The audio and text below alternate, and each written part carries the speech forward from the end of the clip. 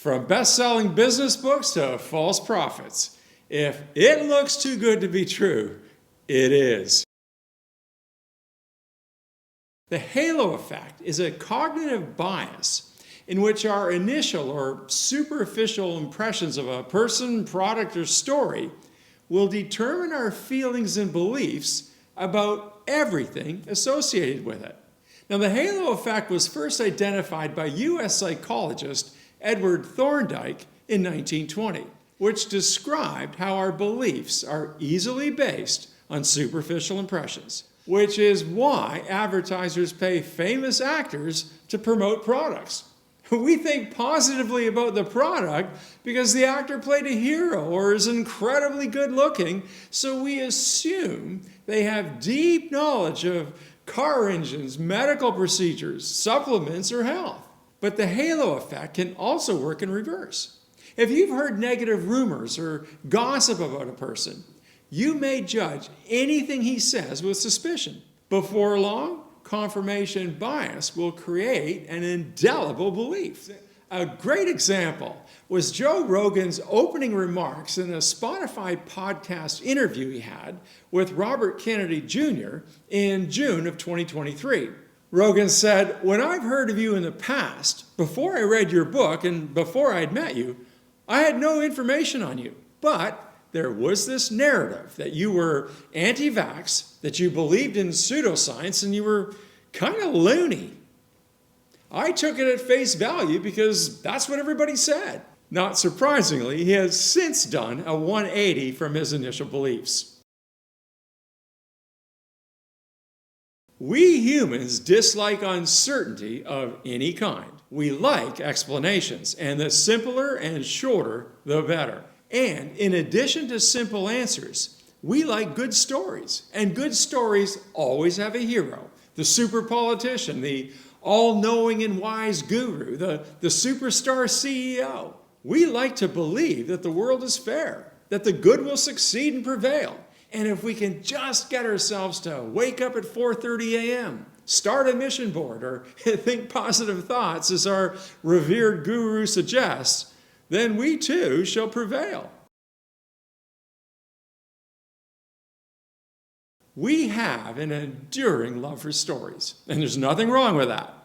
But they become particularly problematic when they're disguised as science. Endless so-called scientific papers appear to have stood the test of rigorous examination. But on closer inspection, they're often nothing more than a persuasive assembly of force-fitted facts, or what is commonly called pseudoscience, of which the general public seems to have an insatiable appetite, especially when delivered by people wearing halos, such as famous actors, authors, gurus, and motivational speakers. In a commencement address given at Caltech in 1974, physicist Richard Feynman described fallacious beliefs as cargo cult science. Here's how he framed it in that address. In the South Seas, there is a cult of people.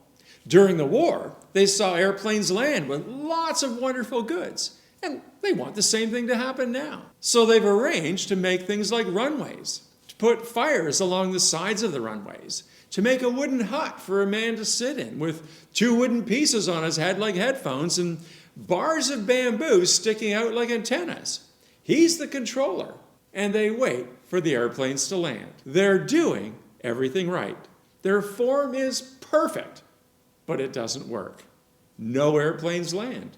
So I call these things cargo cult science because they follow all the apparent precepts and forms of scientific investigation, but they're missing something essential because the planes don't land. To be clear, I am not in any way poking fun at this group of people. In fact, our modern and highly educated society is just as susceptible as the people on that island when it comes to looking for simple explanations to complex issues. Dress a spokesperson in a lab coat, holding a clipboard, and have him spout some nonsense about losing 20 pounds in 30 days by ingesting his secret formula, and people will frequently swallow the story hook, line, and sinker. But this pseudoscience isn't limited to bogus weight loss claims, energy bracelets, and the law of attraction. The world of business literature is also rife with cargo cult science authors claiming their explanations to be science-based, when they're often nothing more than a number of cherry-picked incidents strung together to support a predetermined conclusion. As Phil Rosenwig points out in The Halo Effect and the other 8 business delusions that deceive managers, the world of business literature is an endless stream of best-selling authors promising to disclose the secret to stupendous business success by suggesting that any company can simply choose to be great by following a few key steps that will inevitably lead to the same glorious results as the companies they write about.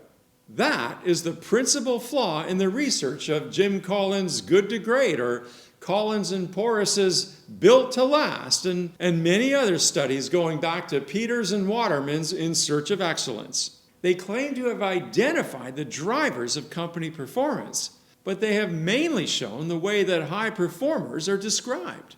According to Nobel laureate Daniel Kahneman, the basic message of Built to Last and other similar books is that good managerial practices can be identified and that good practices will be rewarded by good results.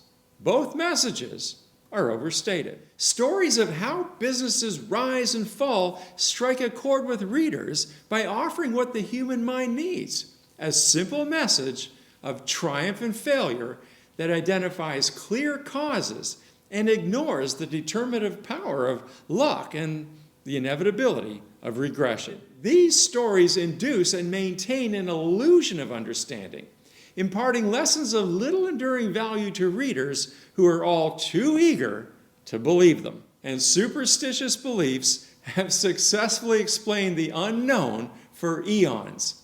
They calm the mind and soothe its fears with simplified stories that promise a known and better future.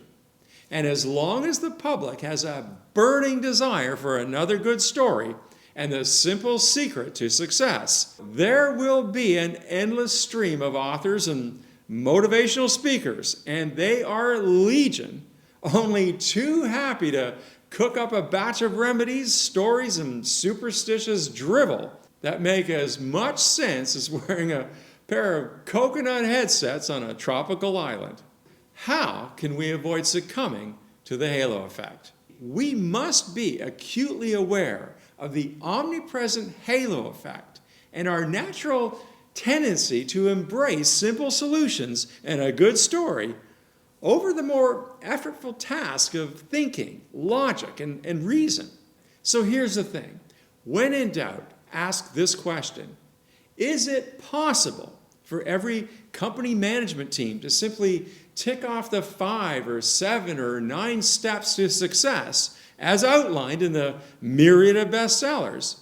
And by doing so, they will magically begin to enjoy spectacular success.